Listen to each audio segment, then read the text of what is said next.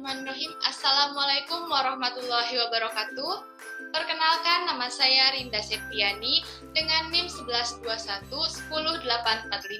dari kelas MA21 C11. Di sini saya akan menjelaskan tentang pajak penghasilan PPh 2126 dan ulasan PMK nomor 66 tahun 2023 Natura. Video ini untuk memenuhi tugas UTS mata kuliah perpajakan yang diampu oleh Ibu Widyasuti Eskom MAK.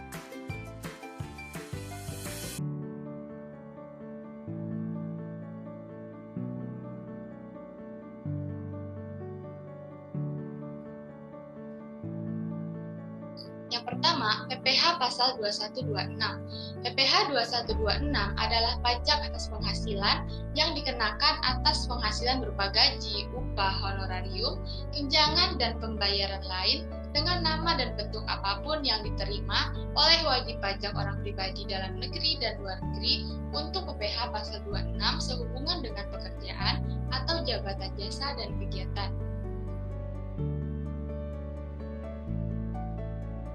Yang selanjutnya, objek pajak penghasilan PPh pasal 21. Yang pertama, penghasilan yang diterima atau diperoleh pegawai tetap.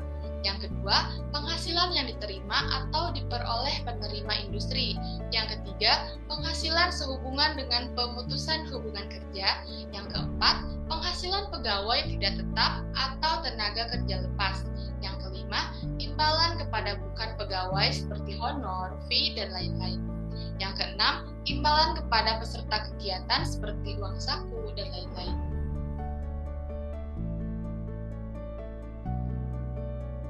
Selanjutnya, pemotongan pajak penghasilan pasal 21. Pemotongan PPh ini sesuai dengan Peraturan Dirjen Pajak nomor 32 PJ tahun 2015. Ada 5 macam. Yang pertama, pemberi kerja yang terdiri dari orang pribadi, badan, cabang, perwakilan atau unit. Yang kedua, bendahara atau pemegang kas pemerintah, baik pusat maupun daerah. Yang ketiga, dana pensiun, badan penyelenggaraan jaminan sosial tenaga kerja dan JHT. Yang keempat, badan yang membayar honorarium atau pembayaran lain sebagai imbalan sehubungan dengan jasa termasuk jasa tenaga ahli yang melakukan pekerjaan bebas. Dan yang terakhir, penyelenggara kegiatan yang melakukan pembayaran sehubungan dengan pelaksanaan suatu kegiatan.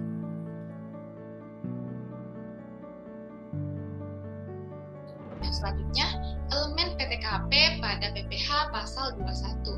Nah, sesuai dengan Peraturan Menteri Keuangan atau PMK nomor 101 PMK 010/2016, besaran PTKP untuk tahun 2016 ialah yang pertama, 54 juta untuk diri wajib pajak orang pribadi atau TK. Yang kedua, 4.500.000 untuk tambahan wajib pajak yang kawin atau K0. Yang ketiga, 4.500.000 tambahan untuk setiap anggota keluarga sedarah dan keluarga sebenda dalam garis keturunan lurus serta anak angkat yang menjadi tanggungan sepenuhnya paling banyak 3 orang untuk setiap keluarga. Yang selanjutnya, tarif pajak penghasilan PPh pasal 21. Yang pertama, 5% penghasilan tahunan hingga 60 juta rupiah. Yang kedua, 15% untuk penghasilan tahunan di atas 60 juta sampai dengan 250 juta. Yang ketiga, besaran 25% untuk penghasilan tahunan di atas 250 juta sampai 500 juta rupiah. Yang keempat, 30% untuk penghasilan tahunan di atas 500 juta sampai dengan 5 miliar. Yang terakhir, besaran 35% untuk penghasilan tahunan di atas 5 miliar.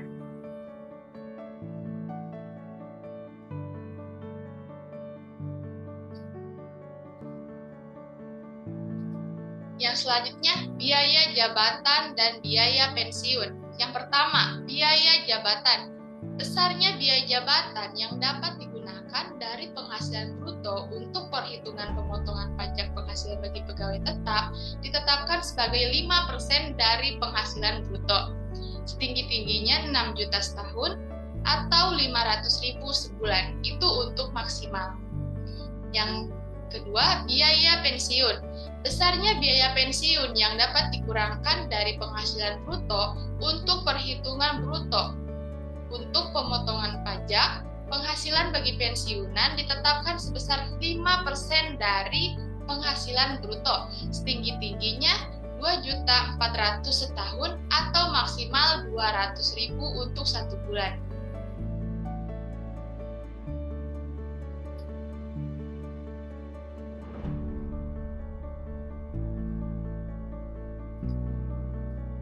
Dan selanjutnya saya akan menjelaskan pajak natura. Apa sih pajak natura itu? Pajak natura ialah pajak yang dikenakan terhadap fasilitas atau tunjangan selain uang yang diberikan pemberi kerja kepada karyawannya. Sebelumnya, fasilitas selain uang yang diberikan pemberi kerja kepada karyawannya tidak termasuk objek pajak, sehingga tidak dapat dilaporkan dalam surat pemberitahuan pajak. Nah, jadi dengan diberlakukannya pajak natura, pemerintah berupaya mengurangi beban pajak perusahaan sekaligus meningkatkan kesejahteraan karyawan itu sendiri. Tak hanya itu, penerapan pajak ini juga ditujukan untuk meminimalisasi celah penghindaran pajak pegawai yang menerima fasilitas eksklusif.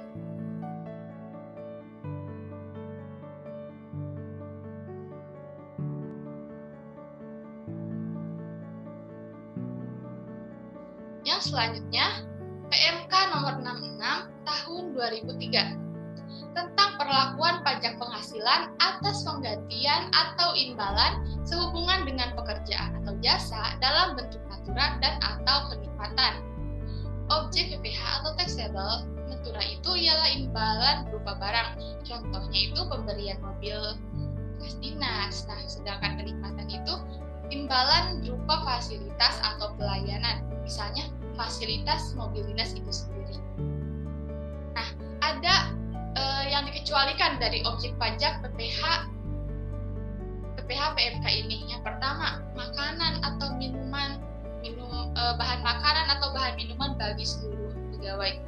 Natura atau kenikmatan di daerah tertentu, natura atau kenikmatan untuk keharusan pekerjaan, natura atau kenikmatan dari APBN, APBD atau desa, natura atau kenikmatan dengan jenis dan atau batasan tertentu.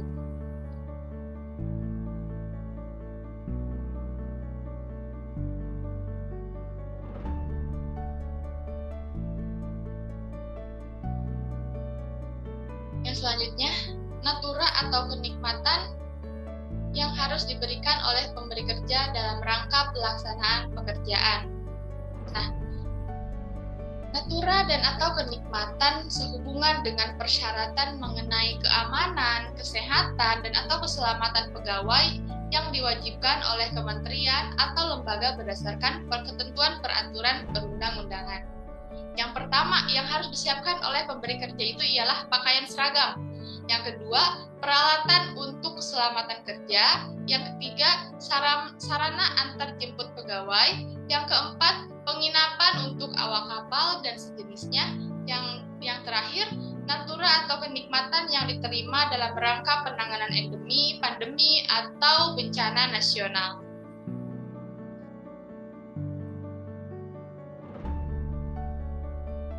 Yang selanjutnya, natura dan atau kenikmatan dengan jenis dan atau batasan tertentu.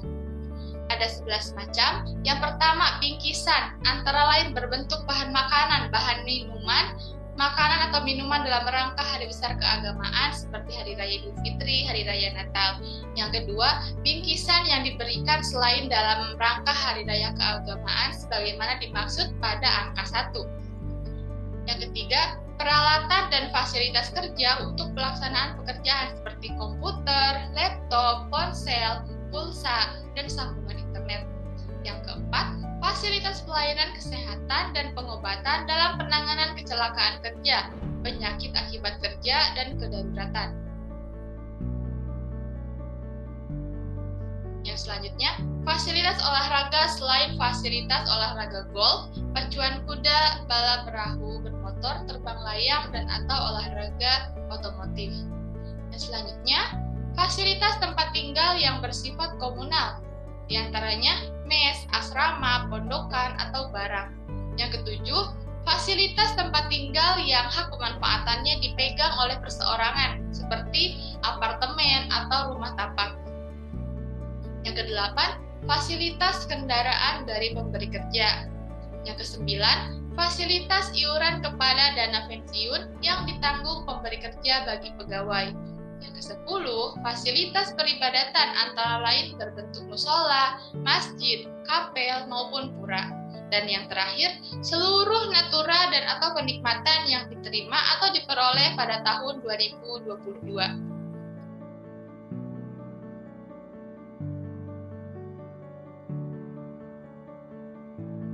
Lalu di sini juga ada studi case tentang natura.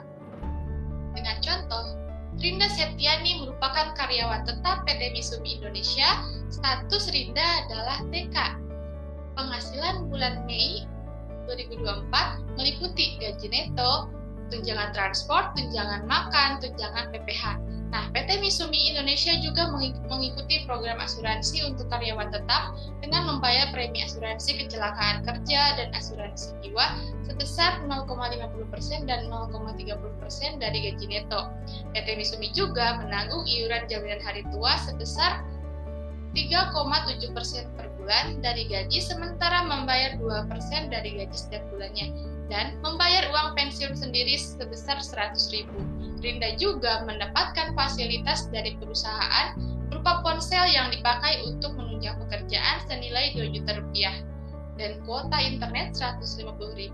Rinda juga mendapatkan medical reimbursement sebesar 500.000 dan pembelian kacamata sebesar 700.000, dan yang terakhir membership olahraga berkuda sebesar 300.000. Nah, berapakah pajak penghasilan PPh 21 yang harus Rinda bayar? Mari kita lihat penjelasannya. Penghasilan bruto. Gaji sebulan yang diterima Rinda ialah sebesar 13 juta. Untuk tunjangan transport 1.355.000, tunjangan makan, PPh, premi asuransi kecelakaan kerja, asuransi jiwa, medical reimbursement, kacamata, membership berkuda. Semuanya penghasilan yang diterima dijumlahkan, yaitu Rinda pada bulan Mei 2024 mendapatkan sebesar 18.454.000 untuk total penghasilan bruto. Nah, lalu untuk pengurangnya ada biaya jabatan sebesar 5%. 5% itu dari total penghasilan bruto, yaitu 5% dikali 18.454.000, yaitu sebesar 922.700. Namun untuk biaya jabatan itu ditetapkan maksimal 500.000 per bulannya. Nah, jadi untuk pengurang itu yang dijumlahkan tetap 500.000. Selanjutnya iuran JHT sebesar 2% dikali 13 juta dari gaji yang diterima Rinda selama 1 bulan. 2% dikali 13 juta yaitu sebesar 260.000. Iuran pensiun 100.000, jadi total pengurangnya itu 860.000. Lalu untuk penghasilan neto sebulan Rinda itu dengan gaji 18.454.000 ini dikurangi dengan biaya-biaya pengurang yang telah kita hitung, yaitu 18 juta dikurangi 860.000, yaitu sebesar 17.594.000. Untuk penghasilan neto setahunnya, yaitu 12 bulan dikali total penghasilan neto sebulan, yaitu sebesar 17.594.000, yaitu dengan total 211.128.000.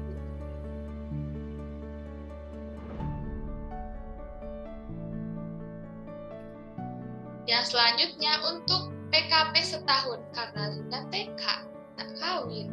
Jadi untuk WP sendiri sebesar 54 juta. Di sini belum ada tambahan K1 atau K2 karena di sini statusnya TK. Selanjutnya untuk penghasilan kena pajak setahun sebesar 211.128.000 dikurangi dengan PKP setahun, yaitu dengan total 157.128.000. Untuk PPh pasal 21 terutangnya sebesar 5% dikali 60 juta, yaitu sebesar 3 juta. 15% dikali 97.128.000 dengan hasil 14.569.200. Dan untuk jumlah PPh disetahunkan, PPh pasal 21 terutang Linda ialah 17.569.200. Dan untuk PPh pasal 21 sebulan yaitu 17.569.200 dibagi 12, yaitu sebesar 1.464.100 rupiah.